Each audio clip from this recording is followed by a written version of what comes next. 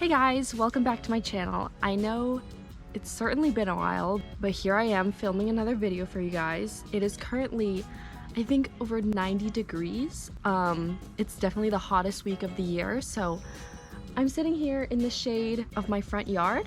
Today, as you can tell from the title, I'm going to be talking about the pros and cons of using an iPad in college or university. So I know college students usually have the big decision of deciding whether or not to invest in an iPad because it's certainly a pricey investment, but for some students, I think it can certainly pay off. So as you can tell, I'm already biased toward one side, which is that I'm for iPads, but I do want to go through both the pros and the cons so you guys have a bigger picture of what I'm talking about here.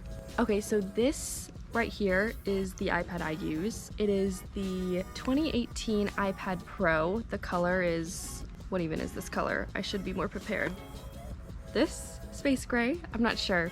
I got this last December and it's currently July, so I used it throughout the entire second semester of my freshman year of college. And as you can probably tell, I have this little keyboard case attached to it, which is also by Apple. It's come in handy sometimes. The keys are very fun to press. Certainly you can get whatever case works best for you. I know a lot of students get a case with a holder for their Apple Pen or whatever they used to write with. But again, whatever case keeps your iPad protected, I think is a good one. Also, I think my camera has maybe 2% left, so it's probably gonna die sooner than I'm gonna have to replace the battery. So we'll see when it cuts me off.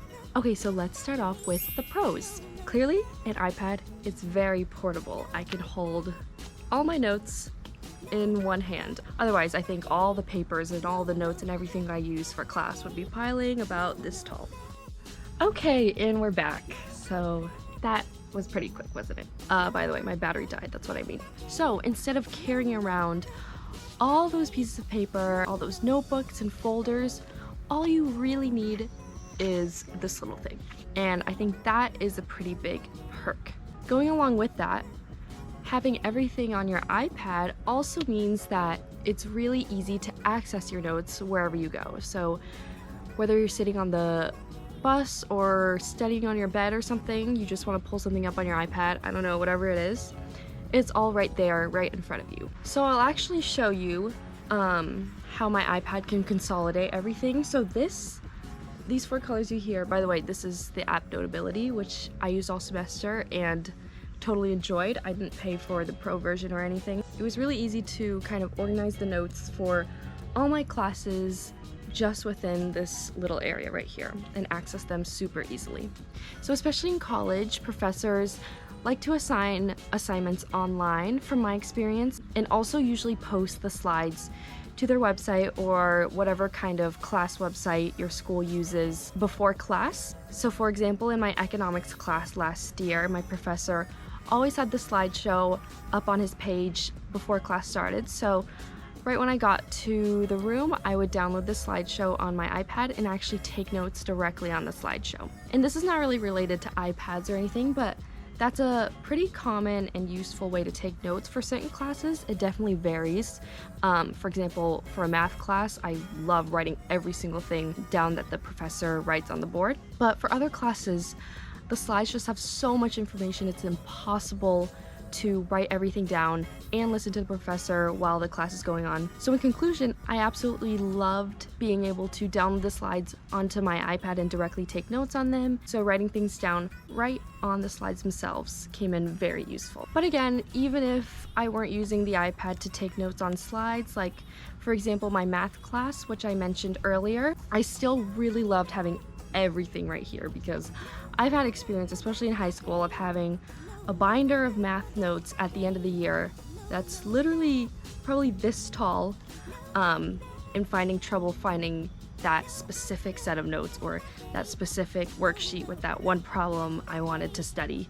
Okay, let me pull up the notes from one of the units of my math class this semester. So this is everything from like the second, third of my class. I'm not even sure if you can see it.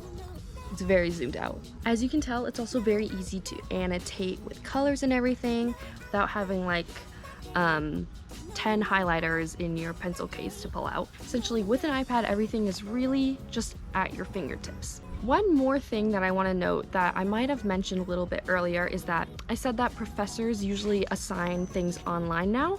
So having an iPad means it's really easy to download a worksheet and write on it just as you would if you had printed that worksheet out. And with assigning them online also means that professors like to have you submit them online. So let me find an example here. For my math class, we often got problem sets that were essentially a worksheet that was posted online. So I would always do my work right below it, and when I was done, I could directly post a copy of this, so I guess you could call that a document, onto the website where I submitted all my math assignments. So essentially I just covered all the pros, in my opinion, of having an iPad and using it for class.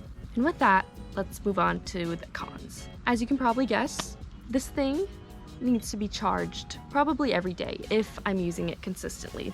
You know, there were some days I would go to class, have this open for a good 2 hours or so, writing notes on it, and then pull it right out right after class to work on assignments. And then I would have to do that for maybe 2 or 3 other classes. As a result, sometimes this did run out of battery, although I haven't had too much trouble with this running out of battery. Usually it's only happened on the days where I really was depending on this, and it would only run out of battery when it was later in the day, say like 9 or 10 p.m.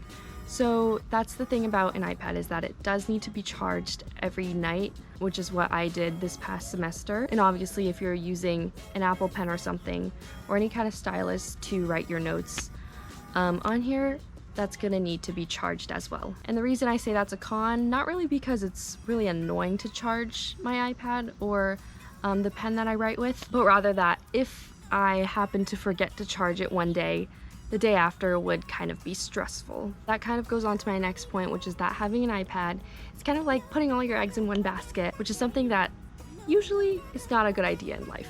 Because once this thing is lost or broken, everything can be gone instantly. I think there was only one day this semester where I think I forgot to bring my pen. So, I mean, I did carry a notebook around wherever I went and my pencil case. So for that class, I simply just wrote down all my notes in the notebook and then copied them down back into my iPad after class. Another thing about an iPad is that it feels kind of weird to write on it at first, or it might feel weird for the entire time that you have it, because the screen is very slippery and definitely doesn't have the feeling of writing on paper. I do know they sell paper-like screen protectors, which add a bit of texture to your screen protector, and I actually really want to get one of those. I've tried it though on some other people's iPads and found that it actually works pretty well. You know, there's not so much slipping going on while you're trying to write words down.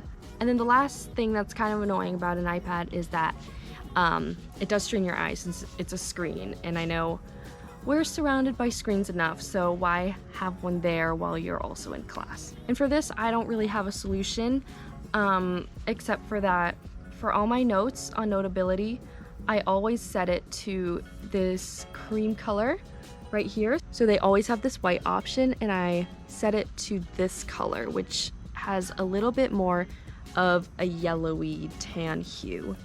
And also on days where I really don't want to be staring at a screen, especially early in the morning, I put it on the, I think it's called not dark mode, but night shift. So if you go to brightness here, there's this button that makes your screen more yellow.